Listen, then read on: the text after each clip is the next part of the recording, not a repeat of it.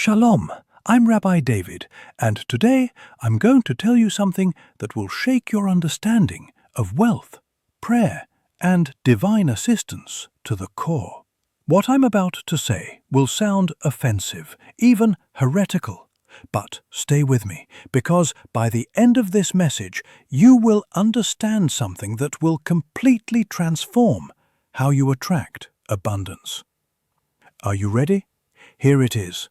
God is not interested in your prayers for money. I know, that sentence feels wrong. It feels disrespectful. It feels like I'm telling you to stop praying altogether, but I promise you I'm not. I'm telling you something far deeper, far more transformative, far more honest than anything you've been taught about spiritual prosperity. God isn't ignoring you.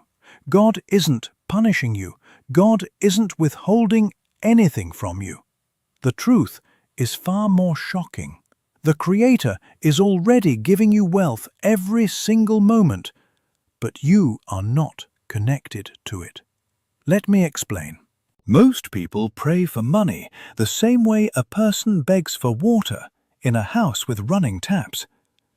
They plead, they cry, they hope. They repeat the same prayers over and over, as if God will eventually get tired and give in. But prayer was never meant to be begging. Prayer was never meant to be negotiation.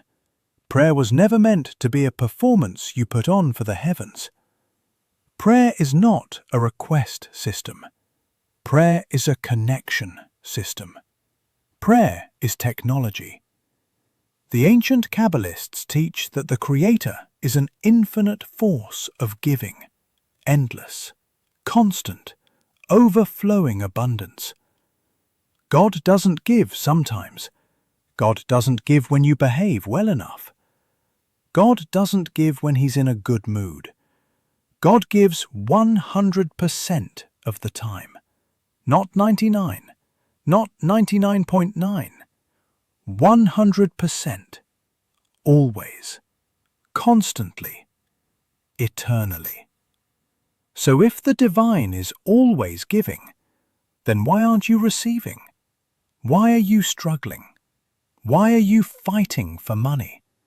Why are you praying harder and watching nothing change? Because you don't understand the system. You think you need to convince God to bless you. You think you need to earn divine generosity. You think you need to persuade heaven to open its gates. But wealth isn't granted through persuasion. Wealth flows through connection. If you're not connected, you don't receive, not because the giving stopped, but because your access stopped. Imagine electricity flowing through your home right now. Endless power, constant energy. You don't have to beg the electricity company for permission to turn on your lights. You don't have to ask the outlet to feel generous today. The power is already there. But unless you plug in your device, you get nothing. Not because the electricity isn't flowing, but because you aren't connected. Abundance works the same way. God is not deciding who gets money and who doesn't. God is not sitting on a throne handing out wealth like prizes. The Creator already created a universe of abundance. The question isn't whether God is giving. The question is whether you are plugged in. And this is where most people fail. They pray from fear. They pray from lack. They pray from desperation. They pray from the consciousness of someone who believes they are empty and need God to fill them. But the moment your prayer comes from fear, you disconnect from abundance. You unplug yourself. You step out of alignment. Begging pushes abundance away. Connection pulls abundance in. When Moses stood at the Red Sea, he prayed, he begged, he cried out. And God said something astonishing. Why are you crying out to me? Move forward. In other words, stop begging. and start connecting. Stop pleading and start activating. Stop hoping and start aligning. This is the truth about wealth. This is the truth about prayer. You don't pray for money. You connect to wealth consciousness. You align with divine abundance. You plug into the flow. And when you do, wealth doesn't trickle in. It rushes in. Because abundance was never missing. You were.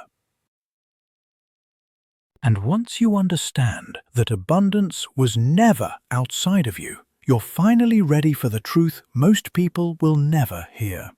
The truth that separates those who struggle for money their entire lives from those who attract it effortlessly. Wealth is not random. Wealth is not luck. Wealth is not a reward. Wealth is a frequency, a spiritual frequency, a divine current. And just like a radio, just like Wi-Fi, just like electricity, you can be surrounded by the signal and still receive nothing if you're not tuned in. This is where the ancient Kabbalists revealed something so profound, so revolutionary, that it was hidden for centuries. They taught that everything in the universe vibrates with a specific spiritual code. Healing has a code. Protection has a code. Transformation has a code. And yes, wealth has a code. Prosperity is not an accident. Prosperity is a spiritual wavelength. And when your consciousness matches it, the physical world reorganizes itself around you. This is why some people seem to attract opportunities without effort, while others work twice as hard and stay trapped. It's not their job. It's not their education. It's not their family. It's their alignment. Think about a radio. When you tune it slightly off the station by even 1 degree, the music becomes static, distorted, unclear. The broadcast is still playing perfectly, but you can't hear it. Abundance works the exact same way. The Creator is broadcasting prosperity constantly, endlessly, flawlessly. But if your internal dial is even slightly off, if you're tuned into fear, scarcity, insecurity, jealousy, doubt, you only receive static. You can pray for financial blessings, but if your consciousness is out of alignment, you won't hear the music. Now let me show you how the Kabbalists discovered this system. In the same passage that describes the splitting of the Red Sea, the Torah hides a code. 3 verses, each with exactly 72 letters. When those letters are combined in a precise sequence, they form 72 3-letter names of God. Not names like Michael or Daniel.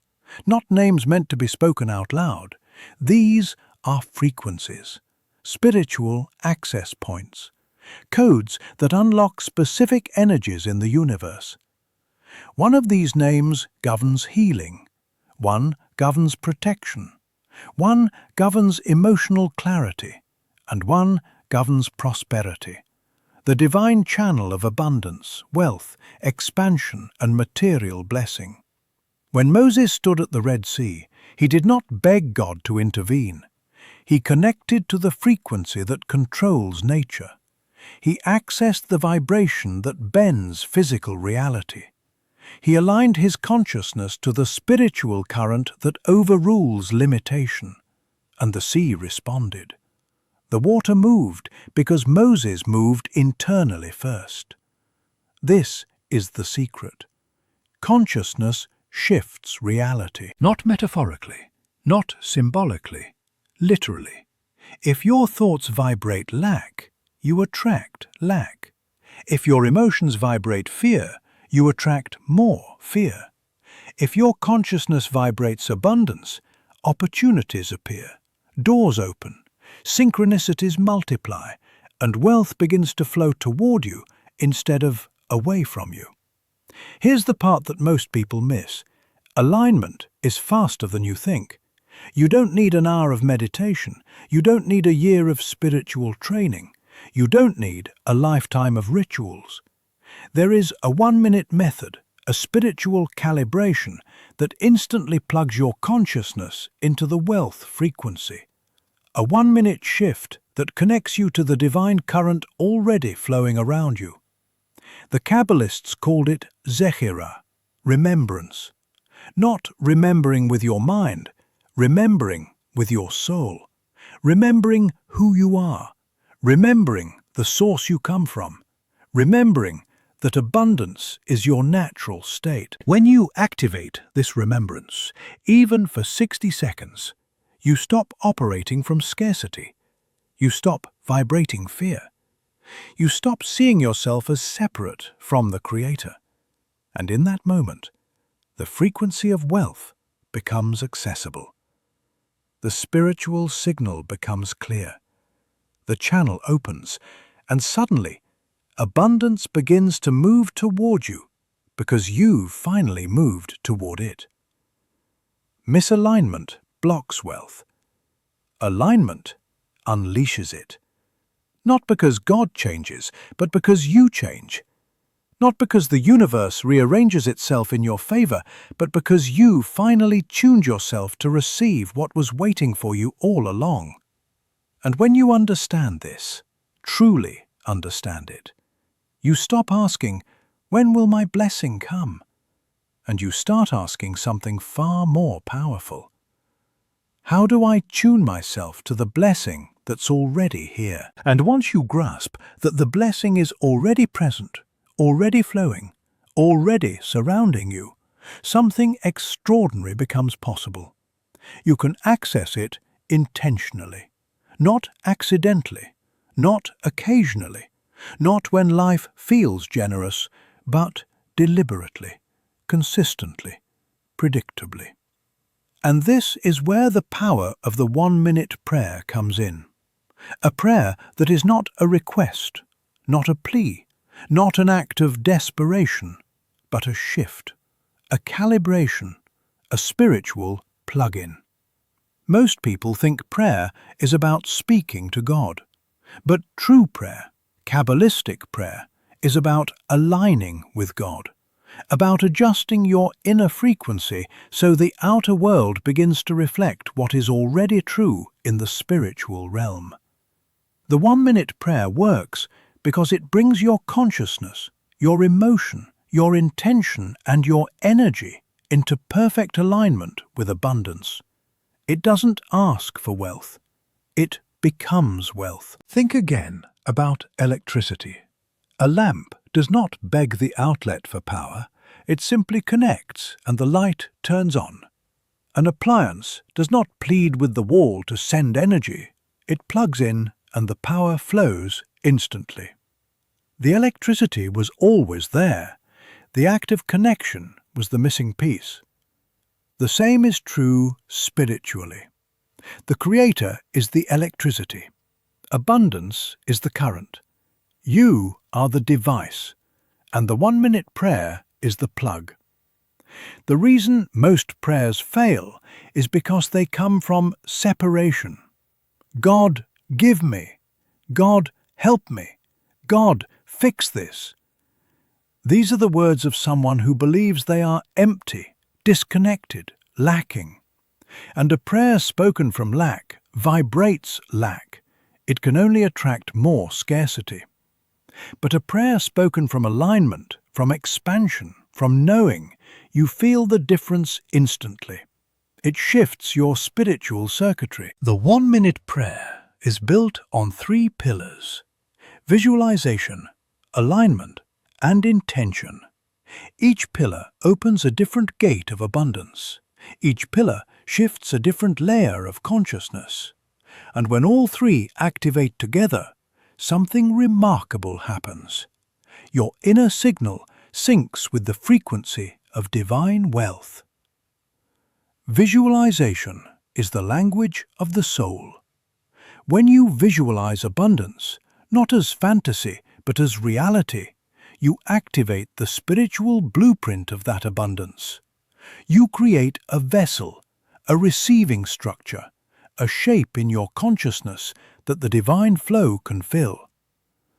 Alignment is the emotional state you enter, calm, expanded, certain, trusting.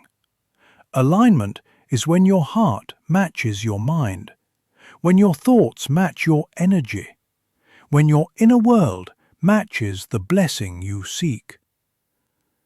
Intention is the spiritual command you send out, not to God, but to yourself, to your consciousness, to the field of potential that surrounds you. When these three merge, even for 60 seconds, the channel opens. The structure is simple, but don't confuse simple with shallow. This is deep spiritual technology disguised as a short daily practice. It begins with one breath. One conscious breath where you inhale the feeling of abundance and exhale the feeling of lack. Then you visualize a beam of divine light entering the top of your head, flowing through your body, filling you with expansion, clarity, and certainty. You don't see the money itself, you see the flow, the current, the spiritual river of provision that has been waiting for you since the moment your soul entered this world. Then you speak the intention, not as a command to heaven, but as a declaration of identity. I align myself with divine abundance. I open myself to the flow. I receive what is already mine in the spiritual world. These words are powerful not because they convince God to act, but because they convince you to receive. They flip the internal switch from fear to trust, from contraction to expansion, from scarcity to receptivity.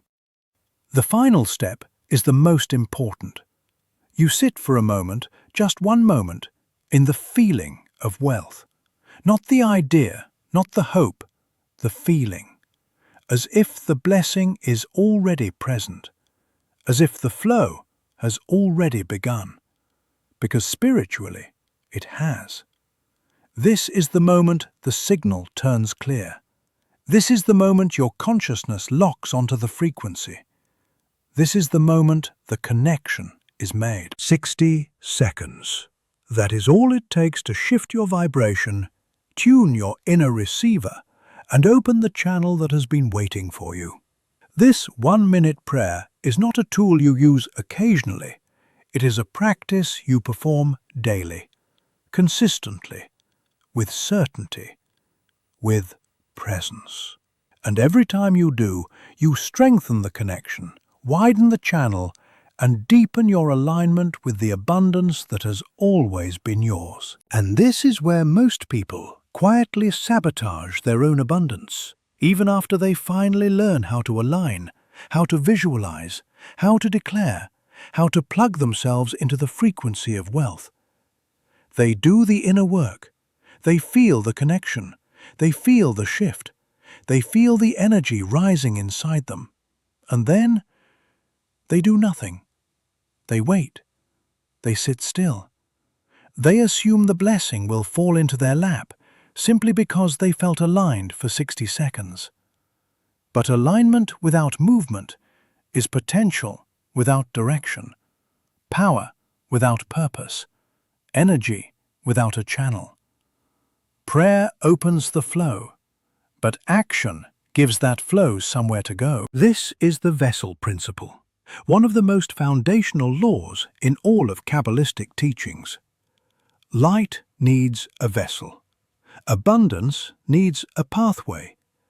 Divine energy requires structure. You can connect to wealth 1,000 times. You can chant every name. You can feel the vibration of abundance pulsing through your chest. But if you never move forward, the blessing has nowhere to land. It's the same truth God revealed to Moses at the Red Sea. Moses prayed. Moses aligned. Moses connected. But the sea didn't split when he prayed. The sea didn't split when he visualized. The sea didn't split when he declared. The sea split only when he moved forward, only when he stepped, only when he turned spiritual connection into physical direction. You cannot receive abundance while standing still. Wealth flows to motion. Miracles appear in movement. Prosperity rushes toward those who create a channel through action. I've seen this again and again. People come to me and say, "Rabbi, I did the prayer. I meditated. I visualized. I felt amazing, but nothing happened." And every time I ask them the same question, "What did you do after the prayer?" they always look confused, like they expected the universe to deliver wealth like a package to their doorstep. Prayer is not a delivery system. Prayer is a power source. Action is the wiring that carries that power into your life. Let me tell you about a man named Jonathan. He spent months praying for a better career. Every morning he aligned himself with prosperity. He connected deeply. His consciousness was shifting beautifully. But physically, he was doing nothing different. No applications, no emails, no conversations, no movement. He thought clarity alone would attract opportunity. But clarity without movement is like a seed without soil. One day, he finally understood the vessel principle. He realized he had created spiritual abundance, but had offered no physical container for it. That same week, he sent one email, just one, a simple message to someone he had admired for years. Within 24 hours, he received a reply offering him a meeting. Within 2 weeks, he had an interview. Within a month, he had a new position that paid more than anything he had ever earned in his life. The energy was always there. His action simply gave it permission to become real. Another woman, Leah, wanted financial breakthrough. She prayed for years. She begged God for release from her debt. But she never changed a habit. She never made a plan. She never asked for help. She never took a step. When she finally decided to create a vessel, to track her spending, to set boundaries, to negotiate a payment plan, within days, unexpected opportunities appeared. Discounts, settlements, checks she forgot she was owed. Her circumstances transformed the moment she created a pathway for the blessing she had been praying for. People think miracles happen randomly. They do not. Miracles happen when spiritual energy meets physical action, when consciousness meets courage, when prayer meets movement. Generosity widens the vessel. Integrity strengthens the vessel. Courage expands the vessel. Action completes the vessel. You cannot receive more than the structure you've built. A teacup cannot hold a river. A closed hand cannot receive a gift. A stagnant life cannot carry abundance. When you act, even imperfectly, even clumsily, even fearfully, you tell the universe, "I am ready for more." And the universe responds instantly. Not because God suddenly chooses to bless you, but because blessings that were already flowing finally have a place to enter. The sea does not split for those who stand still. It splits for those who step. And this is where everything comes full circle. Because once you understand alignment, once you understand connection, once you understand the vessel principle, you discover the deepest truth about wealth. A truth that transforms not only your bank account, but your entire experience of living. Wealth is not about getting. It's not about collecting. It's not about pulling everything toward yourself like a spiritual vacuum. Wealth is about becoming a conduit, a channel, a pathway through which divine abundance flows into the world. Most people live in a state of spiritual contraction. Their consciousness is shaped by the fear of not having enough, of losing what they have, of being left behind. And fear does something devastating. It closes the vessel. It tightens the channel. It shrinks your capacity to receive. The more afraid you are, the smaller your spiritual container becomes. But the moment your consciousness shifts from fear to expansion, from scarcity to trust, from ego to purpose, something extraordinary happens. Your vessel widens. You become capable of receiving more because you are no longer holding on. You are allowing flow. Divine abundance is not meant to stop with you. It is meant to move through you, to reach others through generosity, wisdom, kindness, creation, and service. And here is the spiritual law that governs all wealth, both physical and spiritual. The more aligned you are, the more you can receive. And the more you receive, the more you can share. This is not metaphor. This is circuitry. A closed circuit overheats and burns out. An open circuit channels power continuously. Think about the sun. It shines endlessly, gives endlessly, pours out light without hesitation. And because it gives without limitation, it never runs out. The moment you shift from "I need more" to "I am here to transmit more," you become like the sun, an ever-expanding source of energy. People who hoard wealth are always stressed. People who circulate wealth through generosity, opportunity, creativity are always elevated.